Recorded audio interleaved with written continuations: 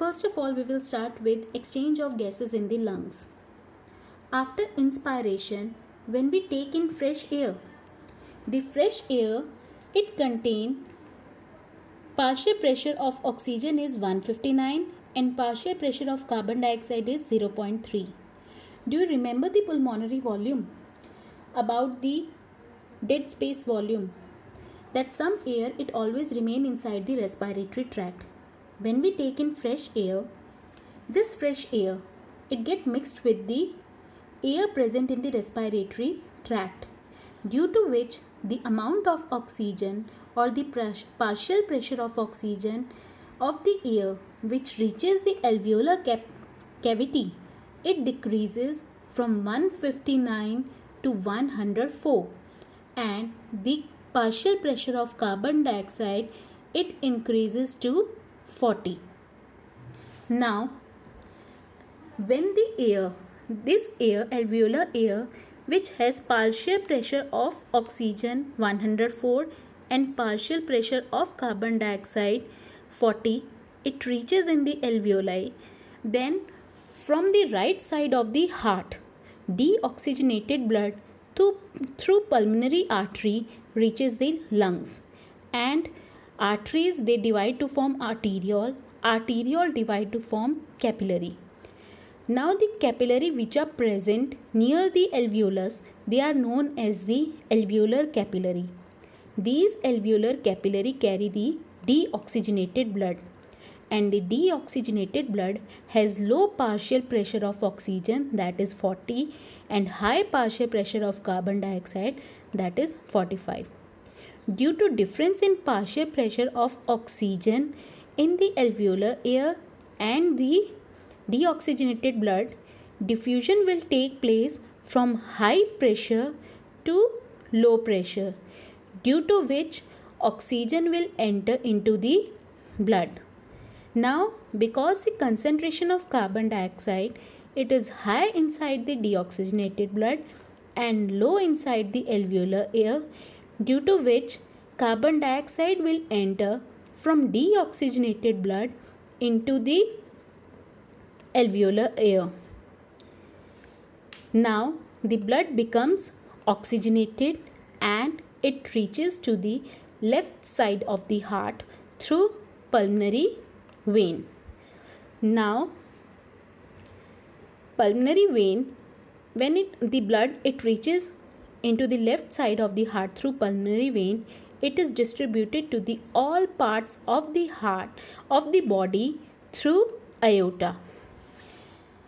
Now the exchange of gases which take place between the alveolar air and the alveolar capillary is known as external respiration, and external respiration it take place in the lungs because it take place between the atmospheric air and the deoxygenated blood. Now second part is the exchange of gases in the tissues.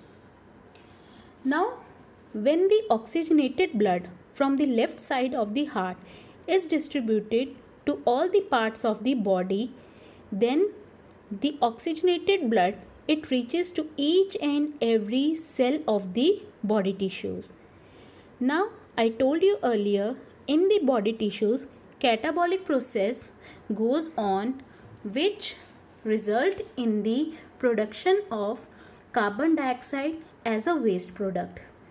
Due to production of carbon dioxide, it result in the increase in the carbon dioxide concentration inside the tissues, that is 45 mmHg, and oxygen, because it is used in the catabolic process, so its concentration inside the cell of the body tissues decreases to 40 mmHg.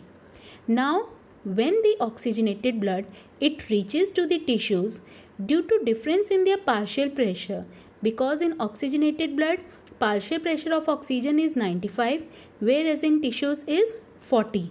Due to difference in their partial pressure, oxygen will move from the oxygenated blood to the tissues, whereas Carbon dioxide concentration is high inside the tissues 45 and low inside the oxygenated blood 40, due to which carbon dioxide will diffuse from the tissues to the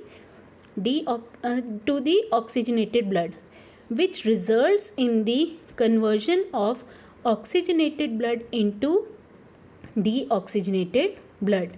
And now this deoxygenated blood is again carried to the right side of the heart through vena cava. You can see here in the diagram RBC that when the concentration of oxygen is high in the blood, then oxygen it diffuses inside the tissue, and the carbon dioxide concentration, because it is high inside the tissue, it moves outside into the blood.